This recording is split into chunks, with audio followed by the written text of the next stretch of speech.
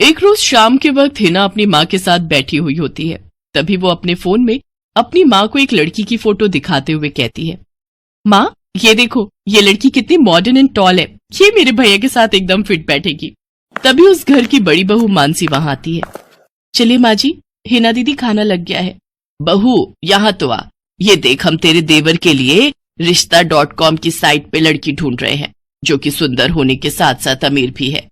अब तेरे गरीब मायके वालों ने दहेज के नाम पर एक दो चीज पकड़ा दी बस, इसलिए अब मैं अपनी छोटी बहू अमीर खानदान की लाऊंगी, जो कि भर भर कर दहेज लाए। हाँ, वो अपनी बड़ी बहू को ताने दे ही रही थी कि तभी उसका छोटा बेटा हितांश एक मॉडर्न लड़की के साथ घर आता है।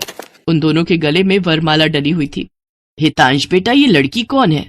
माँ ये जूली है और हम दोनों ने शादी कर ली है। क्या तुम दोनों ने शादी कर ली? मैं नहीं मानती इस शादी को। हाँ तो किसे फर्क पड़ता है आपके मानने या ना मानने से? वैसे भी वो कहावत तो आपने सुनी ही होगी कि जब मियाँ बीवी राजी तो क्या करेगा काजी। मैं जानती हूँ, जरूर इस डायन ने ही तुझे भड़काया होगा। मैं इस डायन को हरगिज अपनी बहू नहीं मानूंगी। भले ही आप ना मानो, लेकिन लीगली तौर पर मैं ही तो हूँ आपकी बहू। इसलिए अब जल्दी से जाइए और आरती की थाली लाकर मेरा गृह प्रवेश कीजिए।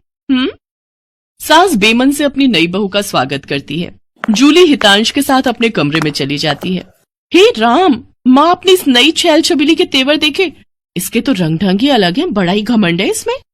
तू चिंता मत कर बेटी, कल इसका ससुराल में पहला दिन है, तुम देखना अगर मैंने भी इसका घमंड चूर चूर नहीं किया तो। अगले दिन सुबह हितांश के पिता यानी जूली के ससुर अपनी पत्नी से कहते हैं, विमला देखो तो, सुबह के 10 बजने को हैं और ये नई बहू अभी तक अपने कमरे में सोई पड़ी है, और आज इसका रसोई में पहला दिन है और ये अभी तक अपने कमरे में है। तुम रुको जी, अभी मैं इसकी खबर लेती हूँ। नई बहू, अरे ओ नई बहू। कुछ देर बाद जूली वहां आती है। क्या बात है मम्मी जी, क्यों सुबह सुबह इस घर को मच्छी बाजार बनाकर रखा है? छोटी बहू, ये क्या तरीका है अपनी सास से बात करने का? हितांश, हितांश जरा बाहर आना तो। अब क्या हुआ जूली डार्लिंग? तुम चुपचाप से अपने बाप को समझा लो कि वो मुझसे तमीज में रहकर बात किया करे।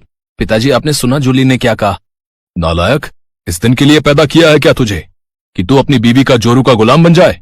बस आपसे ही सीखा है पिताजी। जूली की सास खाने की लिस्ट नई बहू के हाथ में देती है और कहती है, ये ले, ये तेरी पहली रसोई की लिस्ट है। आज तुझे ये सब खाना हम सबके लिए बनाना है। और हाँ, उसके बाद किचन की साफ सफाई भी कर देना।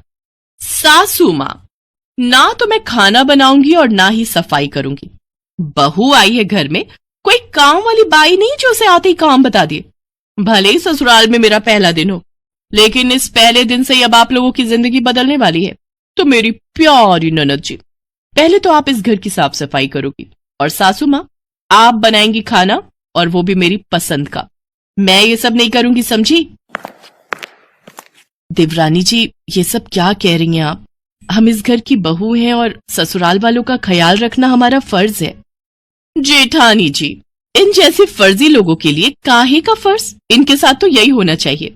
बड़ी जुबान चलती है तेरी, मैं तो तुझे छत से धक्का ही दे दूंगी, फिर तू भूतनी बनकर भटकती रहना। और ये हो गई आपकी कही बातों की सारी रिकॉर्डिंग। अब अगर सासू माँ आप